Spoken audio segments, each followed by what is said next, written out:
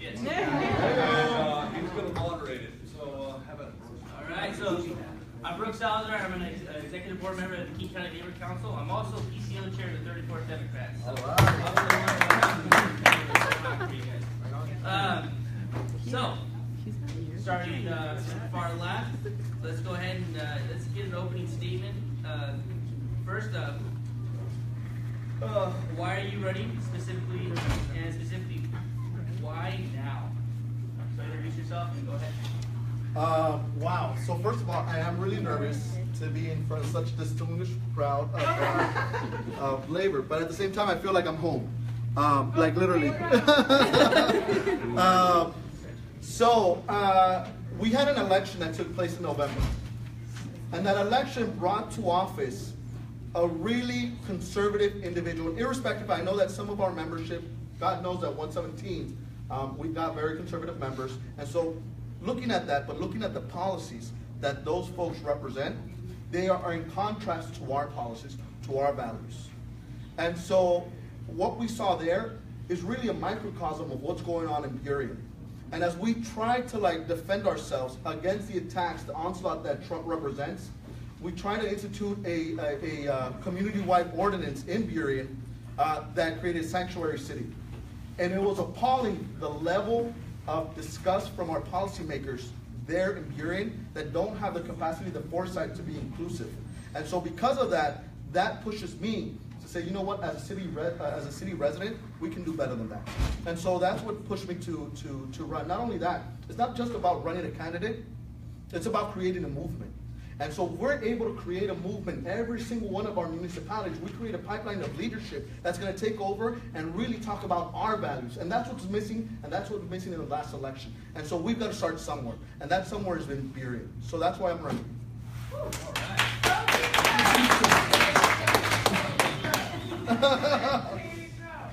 Hi, I'm Crystal Marks. I'm running for city council because my children are terrified. They go to McMicken Heights and SeaTac, so I bus them over. So I bus them over myself every day, and they're talking about how their friends are coming home saying that they're scared that their parents are going to be deported and they're going to be next. And that got me thinking, who else is feeling terrified? And I realized that the feeling that I was feeling was a lot of anger and upset, but it was also scared for myself. I would be the first openly bisexual candidate for Burien City Council. First LGBTQ candidate for Burien City Council. And I was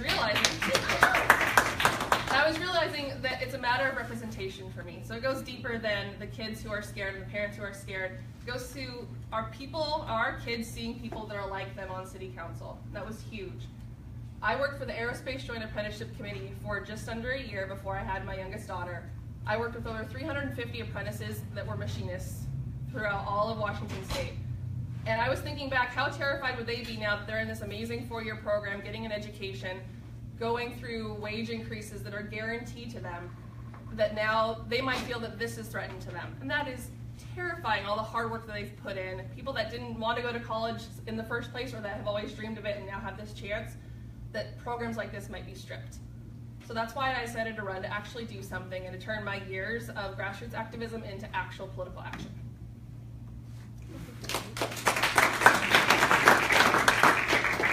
Well, good morning. My name is Jimmy Mata. Good morning. Buenos dias. Well, I've lived in Burien for about 18 years, and I raised 2 children there in Burien. When I first moved from Eastern Washington, I wanted to decide where I wanted to move to. My wife wanted to move up to Linwood in that area. I wanted to move somewhere where I can go get pan dulce mexicano, tortilla, tacos, and so I decided that I wanted to live in Burien. Burien, as time progressed, it got better and better. My children have been happy there. Both my son graduated out of the aviation high school. My daughter has just now been accepted to the aviation high school. My son is a union member just like I am with the Carpenters Union. He's going through an apprenticeship program. And I've been engaged in politics in Burien for a long time. The first building that was built there, we asked the city, hey, we need to have an apprenticeship program to be built. Any taxes that are being given, we want to make sure that it's providing real jobs. So Burien has, Jack Block got elected and things started moving in the right direction. But here lately, it's been moving in the wrong direction. Not only do we have racism that's been bringing its head all over the place, but also the homelessness in Burien. And our children that I don't see an opportunity. Burien is about to have gentrification occur, and it has to be balanced gentrification. So I decided that I'm gonna throw my hat in the race, being that I am I was a labor union labor leader, a member of the Carpenters Union, but also a community organizer. And now I work for business in the management area, which brings the balance to union members and making sure that the rights are being protected. So felt that I was the perfect candidate to run for the city of Burien. Thank you. So in all your guys' opening statements, you guys get hit this, so you can just answer this really fast. So Burien is a working class city. Roughly 48% of the voters in Burien households have a union member in it. So quickly just state, starting from the left, what union you have affiliations with. Currently, Teamsters 117. I've been the organizing coordinator at the local. I've been here close to 8 years. Prior to that, I was with Change to Win as an international organizer. Prior to that, I was with SEIU 1877, representing janitors. Before that, I organized my own shop at 17 years old. So. Aside from my work at the Joint Apprenticeship Committee for a year, we were associate members of 751. And my former marriage, my husband was machinist local 289 and at Kenworth, and I had to remind him that he had a union and to utilize it. So it was good to kind of push him towards that. So I'm currently a member of Carpenters Local 41 out of Renton, Washington. I've served as president of the local, president of the regional council. I've also been on the pension healthcare funds. Been engaged with community community organizing as president of LULAC and LACLA. I'm currently now on the executive board of LCA, Latino Civic Alliance, and also I'm the chair of the business committee. And so I've been engaged with unions for a long, long time. Unfortunately, when I was a young man, there wasn't unions in Eastern Washington for farm workers. And today, I think that all unions, especially when it comes to the PLA's negotiations, to be educated in what creates and makes America beautiful as it is. All right. So recently, Burien just declared itself a sanctuary city. Do you support that policy? Let's start with Jeremy. Of course I support that policy.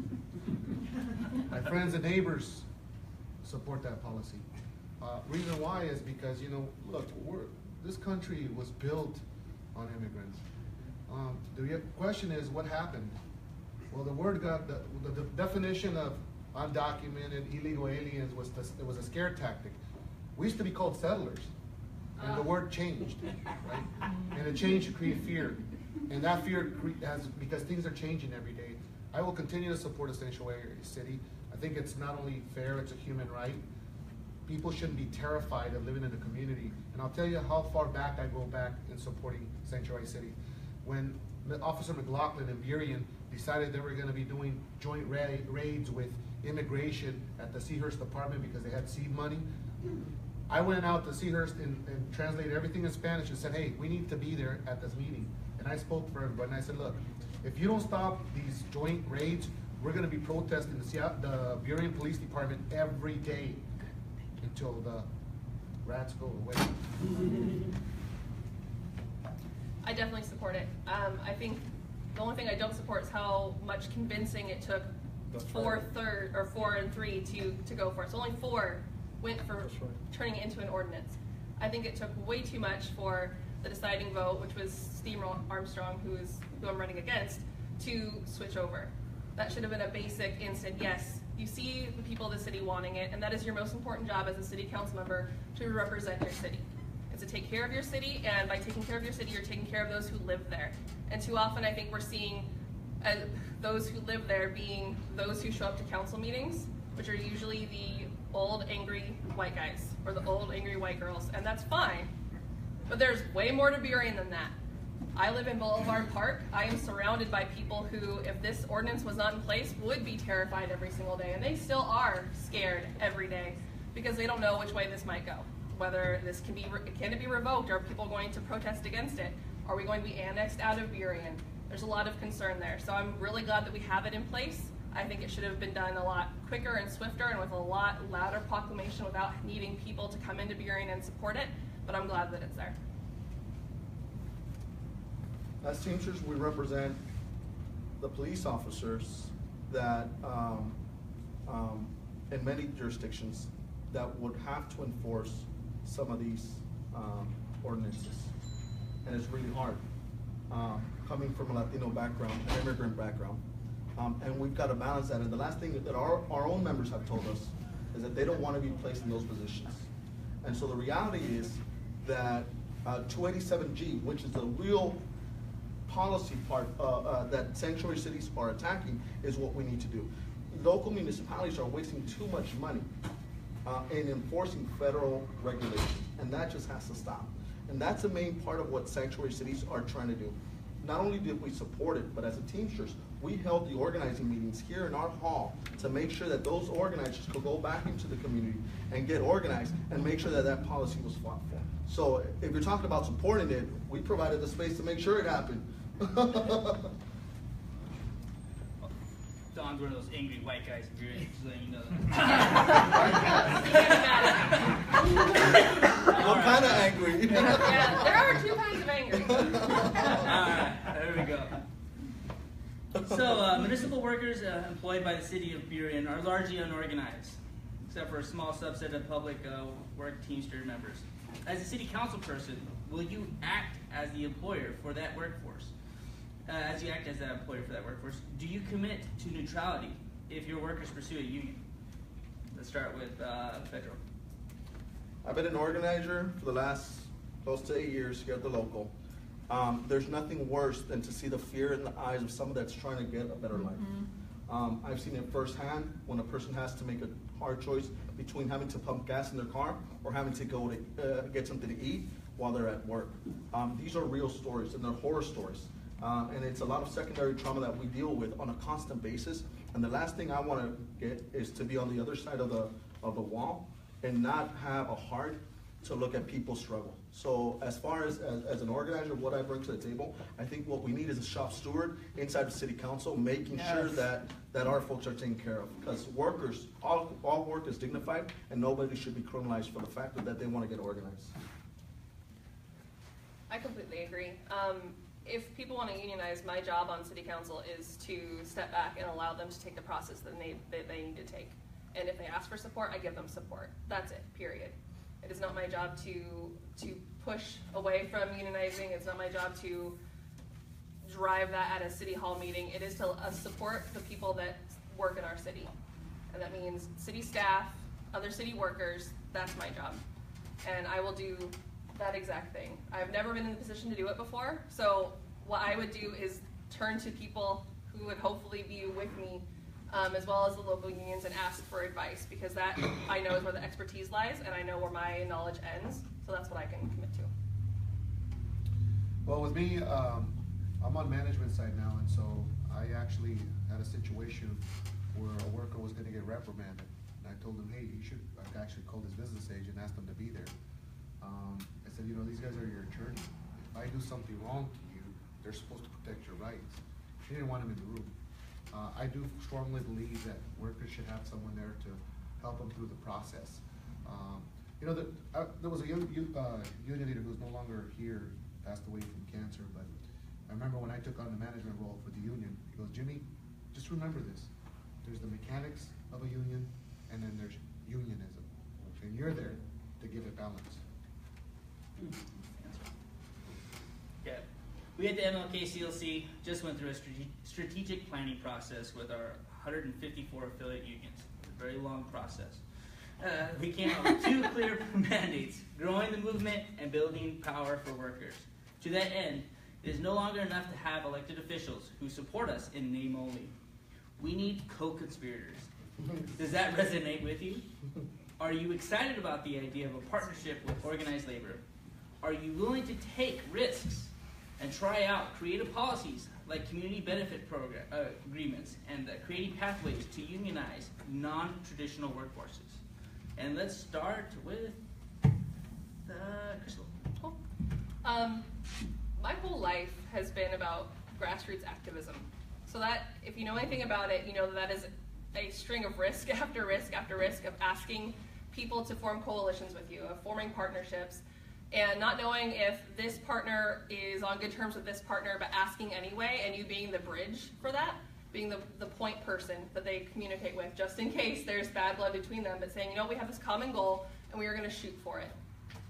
I don't see there being a reason to not partner with the MLKC.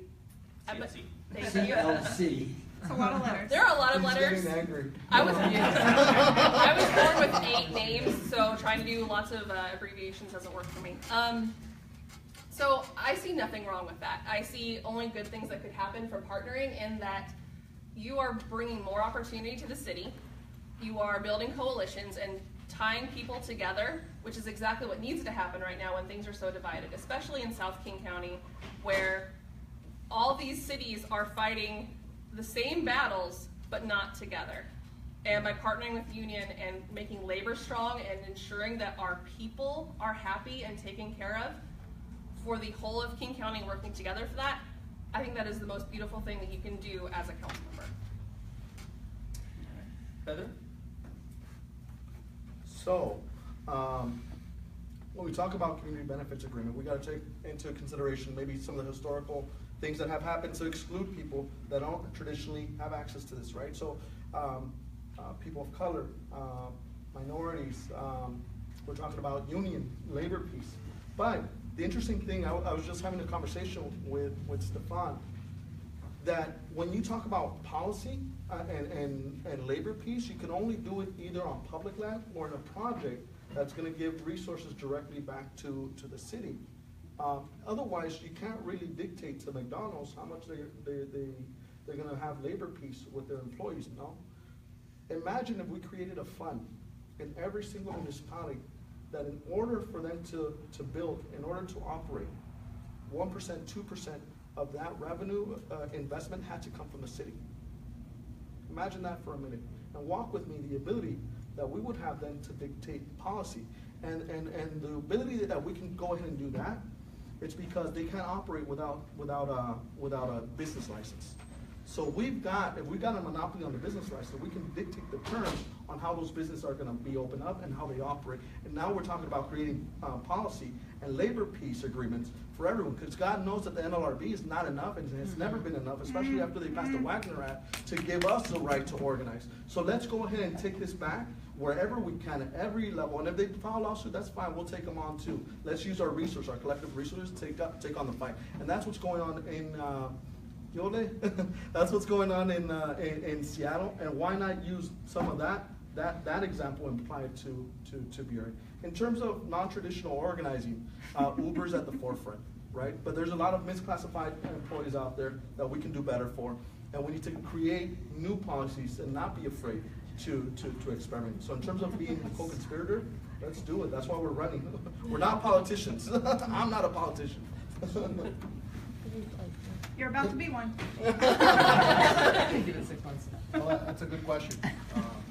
You know, when the community benefit agreements, it's kind of one of the thoughts that we've come together to figure out how do we push it. I was one of the first ones that helped push it in Portland, Oregon.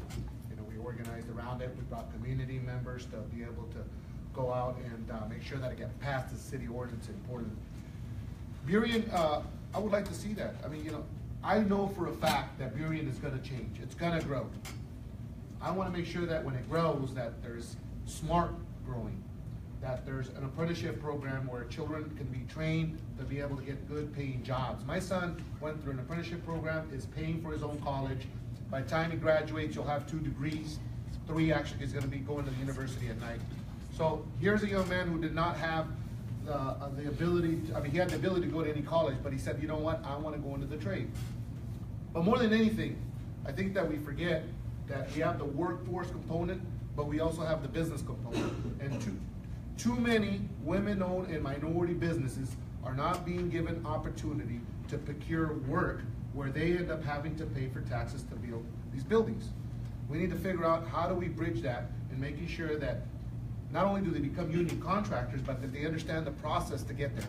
So I believe that PLAs, community benefit agreements, or anything to be able to bring our communities up from poverty is a good thing. All right, now we're on to the lightning round. Basically, yes or no answers. Okay, so we're going to start off, and Jimmy will be the first to answer these questions, and then it'll go down the road. Ready? First question is, have you ever crossed a picket line? No. No. All right. Is Donald Trump a fascist? Yes. Yes. Yes. Do you support charter schools? I don't support them. No. No. Is childcare too expensive in King County? Yes. Yes. Yes. Should local community members be hired to work on publicly funded construction projects? Yes. Yes. Yes. Have you ever worked for minimum wage? Yes. Yes. Yes. And do Black Lives Matter? Yes. Yes. Absolutely. All right. That answers all the questions that I've been given. Bro, big questions from the audience. I know. Here's a hard one. All He's right. getting angrier. All right, let's start off. Yeah, I'm Tim Burns, machinist 2202. I've got your questionnaires in front of me, and none of them indicate what position you're running for. Thank you, Tim. So I don't know whether you're running against each other or whether you're. There's 4 running open in- seats, and we're all running for one against each other. So we're about to have a bloodbath in the next room. No, actually, that's what we're talking about, building a movement in Burien. It's not enough that we run and we get elected. It's about being strategic about our resources, making sure we're not stepping on each other in terms of the progressive wing that's in Burien. So we're each running for a different position in Burien. So We just don't know yet. we don't know. We gotta have that conversation right now. Let's split them up. But Crystal has declared. I'm sorry. Yep. No, it's good. Which mine's open. I'm running for position 7, currently held by Steve Armstrong. I just decided as of last Thursday to throw my hat in the ring. So we're gonna be sitting down with Pedro. We have somebody else that was interested in running, who's a business owner in Burien. We just don't know if he's gonna end up making the move. So we'll be talking to him here also.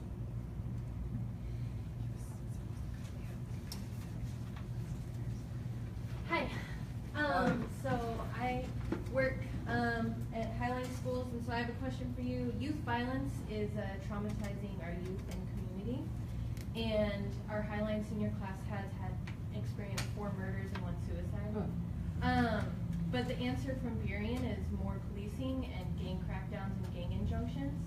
Will you advocate for our youth in ways that protect them from police and incarceration and provide them resources? I'll jump on that one. All right. Yeah.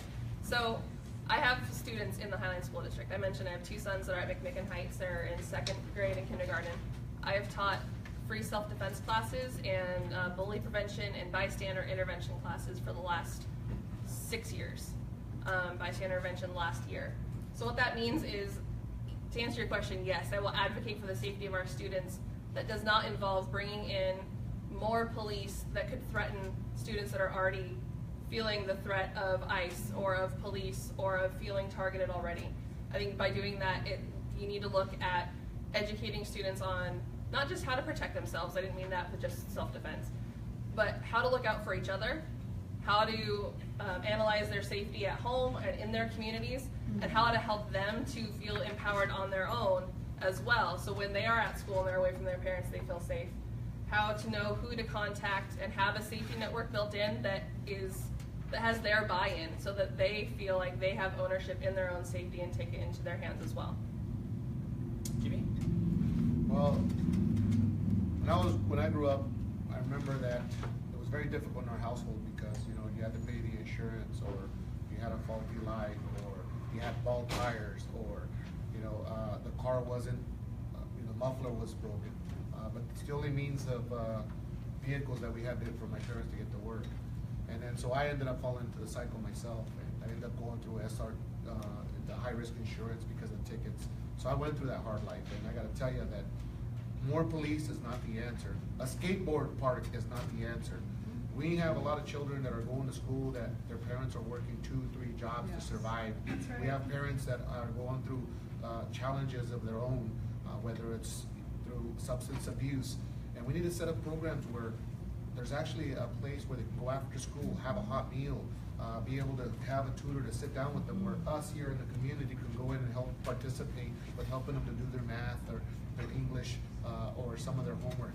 You know, I've always been an advocate there in Burien that we need to have more things for children to do after school. After all, it is a middle class type community, and middle class has really changed. What's the definition of it? Well, it's probably making $60,000, $70,000 a year to be able to even survive in Burien. That's just to live.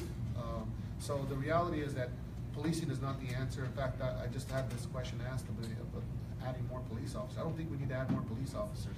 I think what we need to do is add more programs. That's right. I think that's right.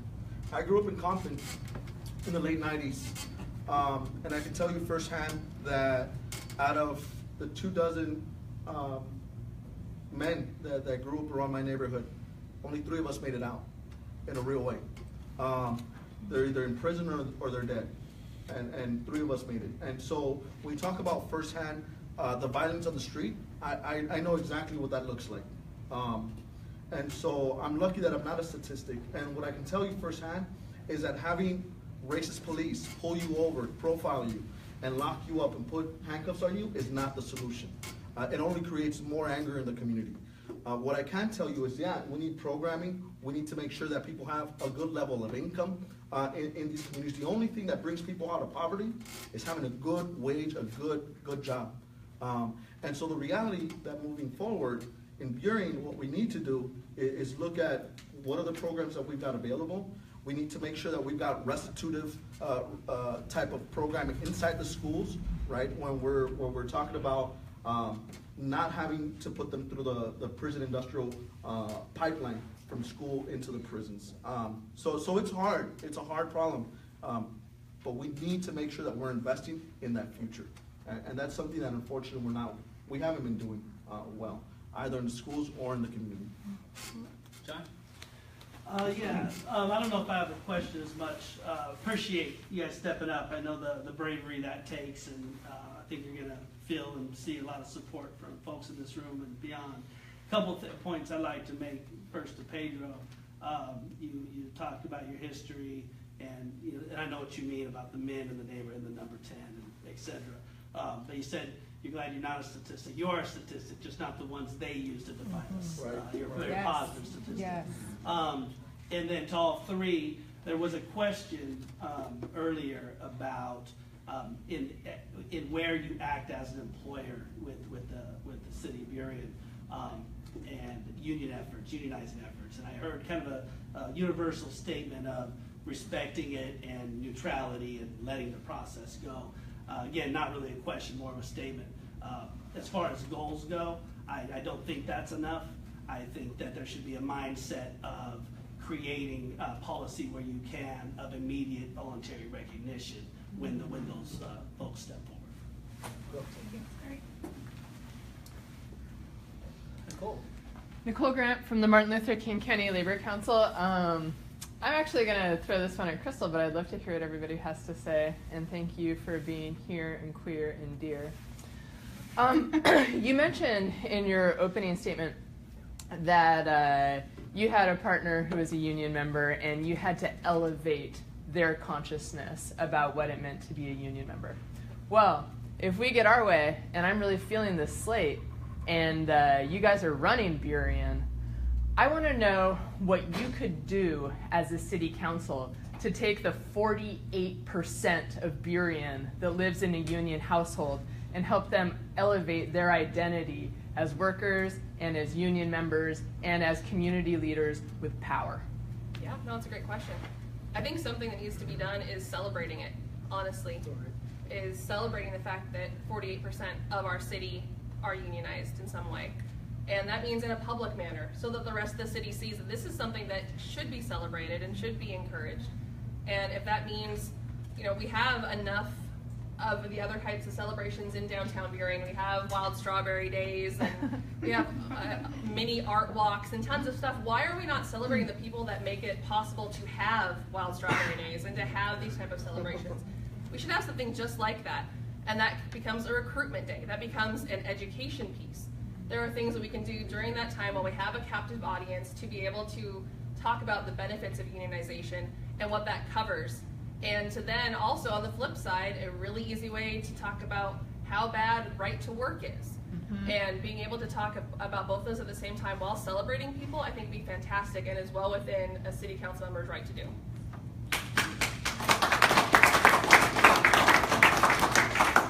So I've worked in two right-to-work states, Florida and Idaho. And I'll tell you, the number one thing that happens is that people forget what their union is doing for them. And so, and then politicians stop wanting to talk about it because they're scared that they're gonna get into some kind of a pinch with the business community. For me, I'm the opposite, I'm very proud that our company is a union contractor. So, we were in the morning and we had a little bit of production problems on the job. Because at the end of the day, business has to make a profit. I mean, it's just, or you're not in business. And you can't be a union contractor. So I brought them together. I said, hey, listen, we're a union contractor. We provide good benefits, good wages. And you should be proud to be a union member. If you're not, then you should leave. So I set the pace there, right? And so then my foreman, my superintendent knew that it wasn't bad to be union. It's not bad that you're gonna have a grievance or that it's gonna cost you money. I just had a situation here the other day where the checks were late. I called the business agent, hey man, you're gonna have somebody calling you, checks are late. They're owed 2 hours a day. I just told him, hey, listen, I'm not gonna give you the 2 hours, but I would tell you to call your business agent and let them know that you're owed 2 hours. Nobody did. So there has to be a balance there, and I gotta tell you that I am so happy to be out of the Northwest. It is one of the worst places to be a union leader is Miami, Florida. People are making $80 to $100 a day in the construction industry. So it's very important to celebrate it, talk about it in public, talk about it with your children, talk about it in the schools. That's right. As we talk about right to work, the problem of keeping high membership levels in a right to work state is their involvement, the added value of what their union represents. Does it reflect their values? And so as we talk about that, as policymakers, as elected folks, we will have the opportunity, like Crystal was saying, to exemplify that being part of a union is cool. You can be proud of it. Let's have a night out. Let's have a block party where we have nothing but union members, where if you go in there, we'll have a beer garden and you get 3 beers or 2 beers for free. Something to that effect, where it's okay to come out and have a celebration of that. And why not? We talk about Teamster City all the time down in Chicago. Why not have a union town that's Burien? God knows we're almost a majority, so. Don Milo, Woodsie 308, Vice President there. I work for Department of Corrections, Community Corrections Officer, otherwise known as Probation Parole Officer. So, a couple of things. I support what all three of you are doing, what you're trying to do in Burien. My family, for the large part, grew up in Burien, White Center, old school Rat City type of stuff. So, a couple of things you guys mentioned about law enforcement, I kind of took to heart because I work with law enforcement every day. I put my life on the line every day with law enforcement. And when I go to work, I look like a law enforcement officer. I wear the same gear as a law enforcement officer. I have the same training. I can't do exactly what they do, but I do have arrest powers and stuff like that. I monitor people in the community that have been released from jail or prison and have to abide by the conditions set forth by the judge. So for a couple of you mentioned about racism of police officers. I would ask that you tread lightly when you use that wording, because I have to put my life in their hands every day, and I'm pretty confident that the officers that I work with every day are not racist, especially for the things that we've done, what we've had to do. We take drugs off the street, we take guns off the street. We also monitor where sex offenders are walking around in our communities. Okay, so we're there to keep the community safe, and we want to continue to do so. Brooks knows we're in a fight right now in the state legislature about trying to get our contracts funded. They want to cut more of my positions, so there's less people like me monitoring people that are out that need to be monitored. All we're trying to do is get the reintegrated back into the society in a positive way. I try to get them as many union jobs as possible. I'm a third generation union worker. I've been involved in all levels of union organization. So, I just ask that you guys keep an open mind, and especially when you're looking at maybe comments such as that we're all integrated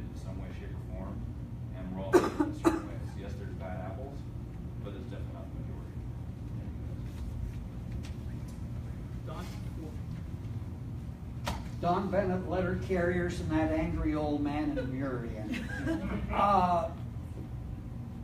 I can anticipate that at least two of the incumbents that you may be running against, if you get union endorsements, which it is looking like you will be screaming and yelling about outside influence. How do you think that you're going to respond to that? Absolutely. Labor's greasing my skids, so I'm not going to deny that at all. But what we tell folks that we're organizing, is that we ain't the union, you're the union, right? And so the reality is that it's about a community effort in general. If they want to go ahead and cry wolf and say that's happening, that's fine by me. What gets people elected and what wins elections is organized people and organized money. So long as we're doing that enough in our community, they can scream all they want to. It brings to mind something that Sancho Panza told Don Quixote as they're going down the road. He says, "Why do the dogs bark at us?" Simple, because they know we have a path to lead. And that's what's going to happen. It's going to be background noise. We're going to deal with it. We're just going to keep moving forward. All right. So I ain't worried about it. I think that's what you say is, about outside influence. What they don't understand, that really highlights the faulty thinking, is unions aren't an outside influence. If we're 48% union, this is an inside influence. It just happens to have greater representation by the union as a whole. That's right. So, again, to echo Pedro, you can go ahead and say that was the first attack that I had against my campaign when I ran, and no one knew who I was when I filed my C1. Was, oh, this is an outside agitator.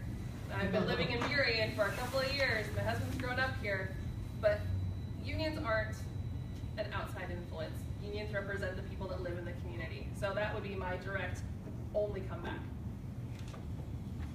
Quick call for the corrections officer. If I said anything that insulted you, I am sorry. I've worked with police officers with payroll fraud, the underground economy that has affected many workers in Miami. Took on one of the biggest criminals in Oregon and here in Washington who are serving time in prison. So I think there needs to be a balance. But it's an issue that needs to be talked about, because I do believe that police officers have gotten this bad black mark on them. And in fact, I just talked to the chief, which was supposed to get back to me because I wanted to talk to him about the work that he's doing in Burien. Fortunately, he didn't, right? So we need to put pressure on them because they have a responsibility. We don't have DARE programs anymore. We don't have the baseball cards anymore. So the way the community is looking at police is that they're a militarized type environment. So I believe that we need to do some work on that. As far as the outside money, well, how could it be outside money? You're a delegate to the members you represent in Burien. That's right. 41%. I'm a union member. I represent the carpenters. Just the way they pull the money is that it goes to, just like corporate America does, it goes to a corporation structure, right? And then it delivers it down, right? So I'm sure if you talk to these corporations that way, they'll understand it. See, the thing is that they've always tried to say that unions are outside money. It doesn't work that way. We're members within the money that pays our union dues to our locals that happen to be outside of our community. We had an office there in Burien before. Carpenters had an office there, and we had a big fiesta there. And so I just do believe that the way we start getting that idea that it's outside money is getting our union members involved in that community. And I see it happening, right? I think whether it's Pedro, who represents the Teamsters, I know a lot of carpenters that live there in Burien, and so they're going to be protecting that. Questions? One last question. So the two of you that have not declared which position that you plan on running in, just out of curiosity, are you looking at position number 5 against Nancy Hospital? No. I wouldn't be able to answer that today because I don't know, without knowing what the other individual who has a city, Burien, businesses would like to do. And I think that she's paid the price as a person and has tried to bring some issues that have confronted Burien. But I would tell you that